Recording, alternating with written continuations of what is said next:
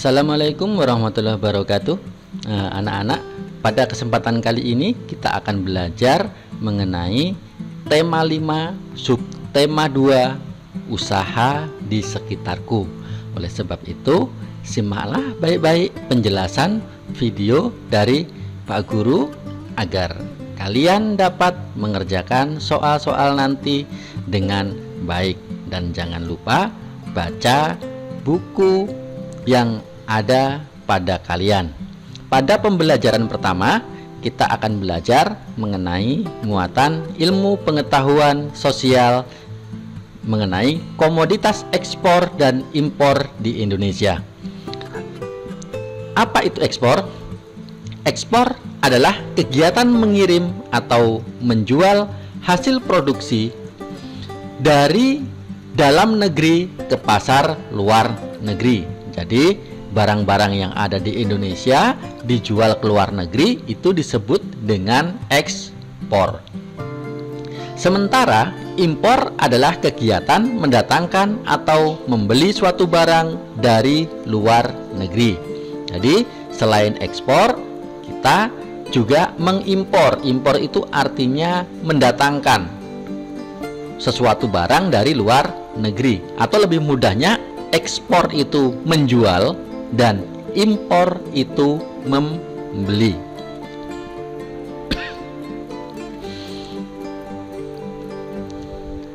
Nah, menurut kalian, manakah merupakan barang impor dari gambar berikut? Ya, ini ada gambar seorang penjahit. Kalian tentu tahu mana barang yang diimpor atau dibeli dari luar negeri.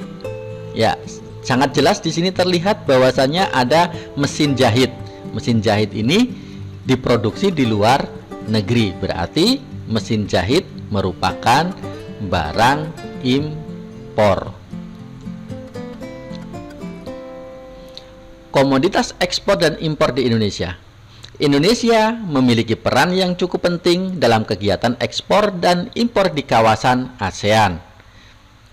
Indonesia memiliki sumber daya alam yang cukup melimpah. Jadi alam kita ini mempunyai sumber daya yang sangat luar biasa, baik itu pertaniannya dan lain sebagainya. Kekayaan inilah yang dimanfaatkan oleh bangsa Indonesia dalam melakukan kegiatan ekonomi, baik dari sektor pertanian dan perkebunan, kehutanan, peternakan, perikanan, pertambangan, dan industri. Jadi negara kita sangat kaya. Ya, punya pertanian, lahannya luas, punya perkebunan, ya, lahan keringnya juga luas, punya hutan. Kita juga bisa beternak, baik itu ternak ayam, sapi, dan lain sebagainya. Ya. Perikanan, kita bisa membuat kolam, pertambangannya juga luar biasa, dan industrinya, pabrik-pabriknya juga luar biasa. Jadi Indonesia itu merupakan negara yang kaya. Komoditas ekspor di Indonesia. Yang pertama, hasil industri. Apa saja? Seperti semen. Semen, ya, kalian tahu semen? Ya, semen adalah bahan baku pembuat bangunan. Banyak sekali semen-semen merek yang dari Indonesia. Contohnya semen Tonasa, semen Bosowa, dan lain sebagainya. Ada tekstil. Tekstil itu pakaian, ya. Kain, itu namanya tekstil. Dan ada kain batik. Jangan lupa bahwasanya Indonesia itu terkenal dengan kain batiknya. Selanjutnya ada hasil pertanian dan perkebunan, seperti kacang kedelai, coklat, ya, coklat dari Sulawesi, ya. Lada dari Kalimantan, lada. Kalau yang nggak tahu lada itu sahang. Kalau orang di tempat kita bilang sahang, ya. Ada jagung, kelapa sawit tentu tahu, ada karet, diambil getahnya, ada kopi, dan teh, terutama di daerah Jawa. Hasil hutannya seperti kayu potongan, ya, kayu, berbagai macam jenis kayu, mulai dari kayu ulin, bengkirai, dan lain sebagainya. Ada rotan dan damar. Ya. Hasil peternakan dan perikanan seperti daging kemasan, ada udang, ada ikan laut, dan mutiara. Hasil pertambangan seperti minyak bumi dan gas, dan non-migas seperti batu bara, logam emas, perak, besi, timah, dan nikel. Jadi ini adalah barang-barang yang diekspor Indonesia. Lalu selain mengekspor, bangsa kita juga mengimpor. Mengapa mengimpor? Karena memang barang tersebut tidak diproduksi di Indonesia atau tidak ada di Indonesia. Apa saja? Seperti bensin. Loh, Pak, tadi katanya ekspor migas. Kenapa di sini menjadi impor bensin? Nah, jadi Indonesia itu mengekspor barang mentah, kemudian setelah jadi baru diimpor kembali. Nah, jadi dua kali proses, menjual bahan mentah dan membeli bahan yang sudah jadi. Maka dari itu nanti kalau adik-adik sudah dewasa, kalau sudah mempunyai ilmu yang mumpuni, bisa mengolah sendiri, bangsa Indonesia tidak perlu lagi dijual dalam bentuk mentah, tapi bisa diolah sendiri di dalam negeri. Itulah mengapa adik-adik harus belajar. Kemudian ada solar sebagai bahan baku diesel, ada kerosin dan aftur. Ada barang konsumsi seperti makanan dan minuman yang diawetkan, daging, susu, dan buah-buahan. Ingat bahwa Indonesia sampai saat ini masih mengimpor daging, terutama dari Australia. Mengapa? Karena produksi daging di Indonesia masih kekurangan atau tidak sebanding dengan permintaan pasar.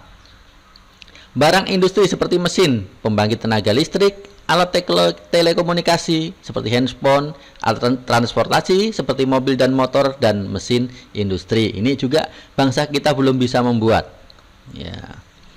Bahan baku seperti bahan baku industri pangan dan minuman, suku cadang mesin atau onderdil, dan bahan kimia untuk keperluan bahan industri lainnya. Kemudian kita juga mengimpor jasa. Biasanya dari negara-negara maju seperti tenaga ahli, karena di Indonesia masih banyak sekali kekurangan tenaga-tenaga ahli. Itulah mengapa kita harus selalu belajar dan selalu belajar agar kedepannya Indonesia menjadi negara yang maju dan tidak perlu lagi mengimpor tenaga-tenaga ahli dari luar negeri. Selanjutnya kita masuk ke muatan IPA. Pada pembelajaran 1, benda magnetis dan benda non-magnetis. Benda non-magnetis adalah benda yang tidak dapat ditarik oleh magnet. Benda non-magnetis terbuat dari bahan non-logam atau bukan logam, seperti kayu, kaca, karet, dan plastik. Ada juga benda yang terbuat dari logam, tetapi tidak dapat ditarik magnet, yaitu benda yang terbuat dari aluminium dan tembaga. Kemudian benda magnetis adalah benda yang dapat ditarik oleh magnet. Benda magnetis terbuat dari bahan logam seperti besi dan baja. Jadi benda-benda ini bisa ditarik oleh magnet.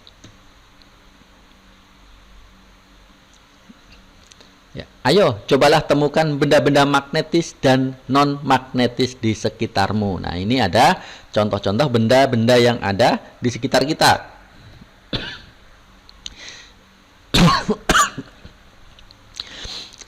Ini ada gambar pensil. Pensil bisa ditarik magnet atau tidak? Iya, tidak, karena terbuat dari kayu. Ada peniti, bisa ditarik magnet? Iya, peniti bisa ditarik magnet karena terbuat dari bahan logam. Ada penghapus. Penghapus tidak bisa ditarik. Ada paku. Paku bisa tidak? Ya, paku bisa ditarik. Kemudian ada trigonal clip. Ya, ini terbuat dari besi sehingga bisa ditarik. Ada sisir. Tentu tidak bisa ditarik karena sisir terbuat dari plastik. Ada gunting. Gunting bisa ditarik pada bagian logamnya, tapi pada bagian gagangnya tidak bisa ditarik. Kemudian ada batu. Batu tidak bisa ditarik. Ada penggaris kayu juga tidak bisa ditarik. Ada daun, bukan benda magnetis atau disebut non-magnetis. Kemudian ada gelang. Gelang kalau terbuat dari logam menjadi gelang magnetis. Tapi apabila terbuat dari non-logam, maka dia menjadi non-magnetis. Ada kaca.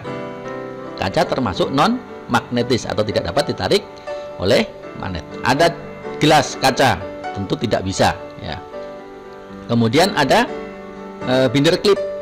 Karena terbuat dari besi dan baja, maka binder klip termasuk benda magnetis. Kegunaan magnet dalam kehidupan kita sehari-hari.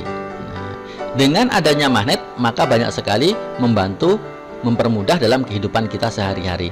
Contohnya adalah di dalam karet pintu kulkas. Ya, kalau kita punya kulkas itu di dalamnya terdapat magnet.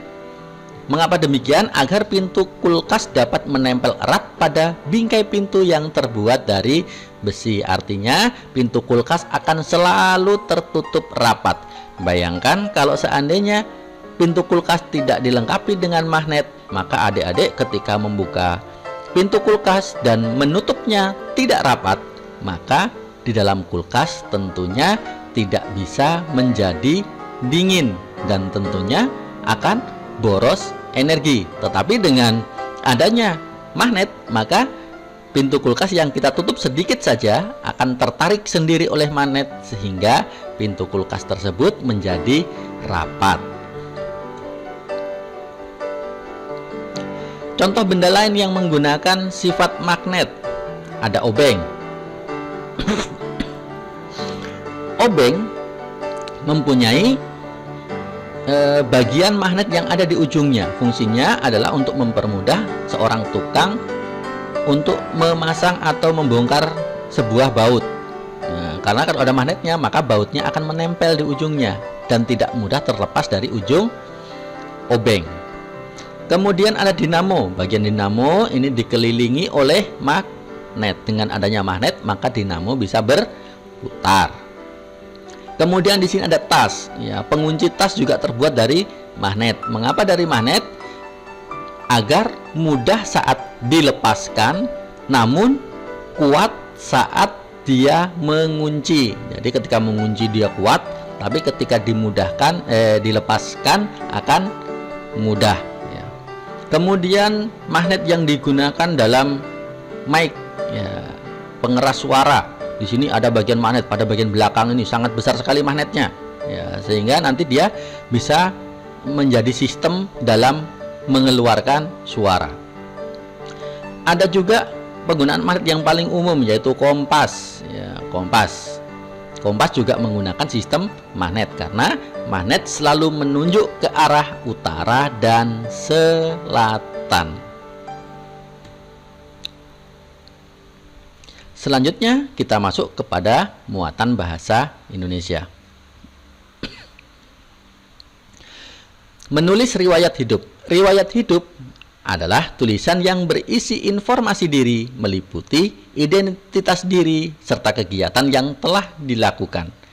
Riwayat hidup harus didasarkan pada fakta dan disajikan dengan sangat rinci. Jadi, riwayat hidup dituliskan berdasarkan fakta, tidak boleh mengarang. Ya, harus dalam keadaan yang sebenar-benarnya. Itu adalah daftar riwayat hidup. Perhatikan contoh daftar riwayat hidup berikut. Ya, ada seorang anak. Ya, ada nama, umur, tempat tanggal lahir, bangsa, alamat, pendidikan, prestasi, dan kegiatannya. Ini adalah contoh daftar riwayat hidup yang dibuat oleh seorang siswa. Nanti berbeda lagi ketika daftar riwayat hidup itu digunakan untuk kepentingan yang berbeda. Contohnya mencari pekerjaan. Nah, nanti lain lagi. Ya. Hal-hal yang harus ditulis dalam riwayat hidup. Yang pertama adalah identitas, meliputi nama, usia, alamat tempat, dan tanggal lahir, serta kontak yang dapat dihubungi. Ini bagian pertama. Bagian kedua merupakan riwayat pendidikan. Jadi, selama ini dia sudah menempuh pendidikan apa saja. Kemudian ada pengalaman berorganisasi. pernah mengikuti kepanitiaan, ekstrakurikuler dan lain sebagainya. Kemudian nomor 4 ada prestasi. Selama ini sudah pernah menjadi juara apa saja, ya. Kemudian nomor 5 ada keterampilan yang dikuasai, apakah keterampilan berbahasa asing, keterampilan bermain musik, keterampilan berolahraga dan lain sebagainya.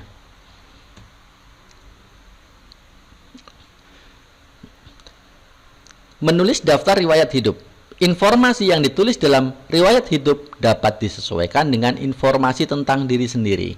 Misalnya, karena kalian masih seorang pelajar dan belum bekerja dalam riwayat hidupmu, maka kamu tidak perlu menuliskan riwayat pekerjaan. Jadi tidak perlu riwayat pekerjaan dituliskan karena kalian belum bekerja.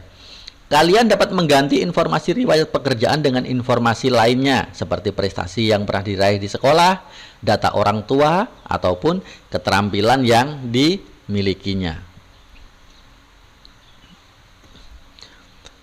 Pada pembelajaran keempat adalah bagaimana cara menyampaikan informasi dalam riwayat hidup secara lisan. Riwayat hidup didasarkan pada identitas diri serta kegiatan yang telah dilakukan. Pembuatan riwayat hidup harus berdasarkan kenyataan yang telah dilalui oleh pembuat riwayat hidup. Riwayat hidup dalam bentuk narasi memudahkan dalam penyampaian secara lisan. Jadi, riwayat hidup itu selain dituliskan dalam bentuk data, bisa juga dituliskan dalam bentuk narasi. Apa itu narasi? Narasi adalah karangan, dalam bentuk karangan, ya.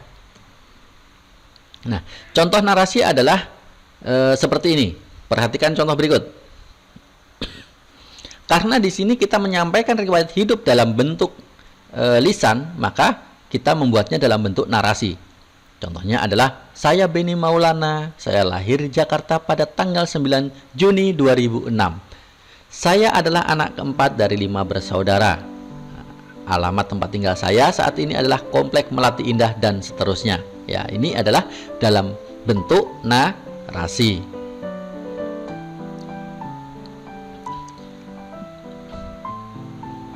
Menceritakan riwayat hidup. Ayo ingat kembali informasi yang umumnya ditulis dalam riwayat hidup. Nah, ini adalah contoh belangko riwayat hidup yang banyak beredar di masyarakat seperti ini. Daftar riwayat hidup seperti ini dapat adik-adik beli di kantor pos maupun toko-toko yang menjual peralatan tulis. Biasanya menyediakan belangko riwayat hidup seperti ini. Apa saja yang ditulis? Yang pertama adalah data diri. Perhatikan di bagian atas ini ada data diri, mulai nama, umur, dan lain sebagainya ada di bagian atas. Kemudian ada riwayat pendidikan. Di sini ada riwayat pendidikan. Ya. Riwayat pekerjaan. Nah, adik-adik belum bekerja, jadi biasanya dikosongin. Pengalaman berorganisasi. Nah, keterampilan atau kemahiran di sini boleh. Prestasi yang pernah diraih. Nah, di sini juga boleh dituliskan. Nah, ini adalah yang banyak beredar di masyarakat seperti ini. Tetapi daftar riwayat hidup tidak mesti seperti ini, ya. Jadi bisa menyesuaikan. Selanjutnya kita ke muatan PPKN. Manfaat keberagaman wirausaha di lingkungan sekitar. Memenuhi kebutuhan manusia yang beragam jenisnya. Ya, ingat bahwa manusia itu mempunyai kebutuhan yang berbeda-beda. Mengapa demikian? Karena antara satu orang dengan orang yang lain itu mempunyai kebutuhan sendiri-sendiri. Contohnya si A suka makan buah ini dan si B suka makan buah itu. Si A senang dengan makanan ini, tapi si B belum tentu suka dengan makanan itu. Begitu juga dengan selera-selera yang lain. Nah, maka dari itu, untuk memenuhi kebutuhan manusia yang beragam jenisnya ini, muncullah wirausaha. Meningkatkan kesejahteraan masyarakat sekitar tempat wirausaha. Jadi kalau ada wirausaha, otomatis kesejahteraan masyarakat di sekitar juga ikut meningkat karena perputaran uang akan menjadi lebih cepat. Menciptakan inovasi baru yang bermanfaat bagi manusia. Nah, karena selera manusia itu selalu berubah, maka harus menciptakan inovasi baru. Nah, apa fungsinya inovasi baru? Adalah membunuh kebosanan. Karena sifat manusia yang paling dasar adalah sifat bosan. Manusia kalau sudah bosan, maka diperlukan informasi baru. Ya. Membantu pembangunan nasional dalam bidang perindustrian. Ya. Mengurangi pengangguran. Ya, otomatis kalau berwirausaha, maka pengangguran pun ikut berkurang. Meningkatkan persatuan dan kesatuan antar pemilik dengan warga sekitar. Jadi wirausaha itu juga dapat meningkatkan persatuan dan kesatuan. Yang semula mungkin tidak akrab karena sering membeli ke warungnya, sering membeli dagangannya, sehingga terjalin keakraban. Akhirnya yang tidak kenal menjadi kenal dan lain sebagainya, ya, saling membutuhkan. Nah, maka dari itu merupakan manfaat keberagaman dari wirausaha. Tanggung jawab pemilik wirausaha. Dalam menjalankan usahanya, seorang pemilik harus bekerja keras dan memiliki semangat pantang menyerah. Jadi kita tidak boleh menyerah. Jatuh dan bangkit lagi, jatuh dan bangkit lagi. Karena di antara kejatuhan itu pasti ada kalanya kita akan berhasil. Sikap tersebut dapat mengembangkan sebuah usaha menjadi maju. Ya, jadi dengan sikap pantang menyerah itu, maka sebuah usaha akan menjadi maju.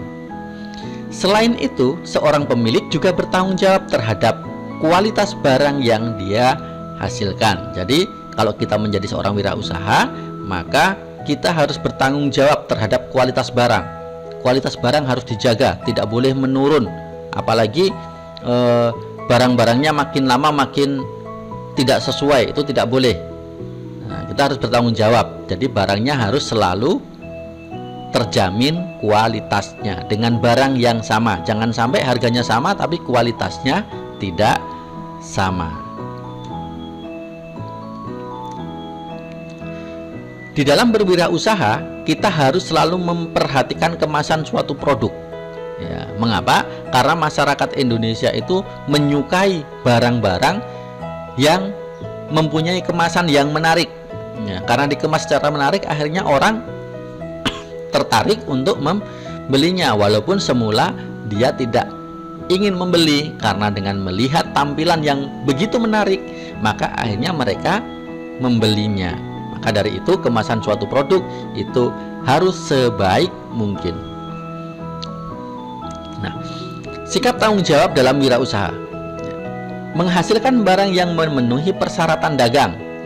Jadi barang-barang itu harus ada yang namanya persyaratan dagang. Jadi kualitasnya itu memang ada. Kita tidak boleh melanggar persyaratan-persyaratan yang ada. Apabila persyaratannya sudah dipenuhi, maka kemudian sebuah usaha itu akan mendapatkan nomor izin. Ya, nomor izin.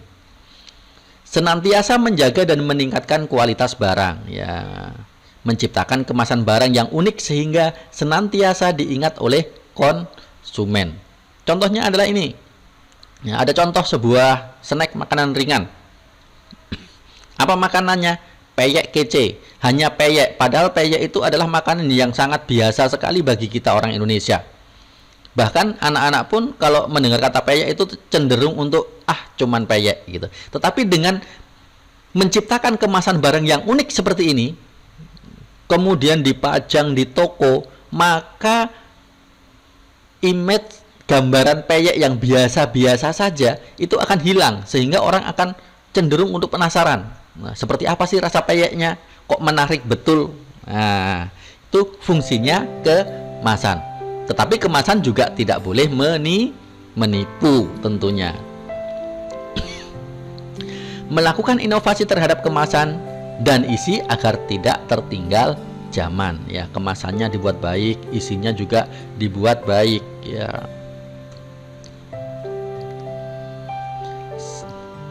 Menjaga kelestarian sumber daya alam agar dapat senantiasa menggunakannya sebagai bahan baku. Ya.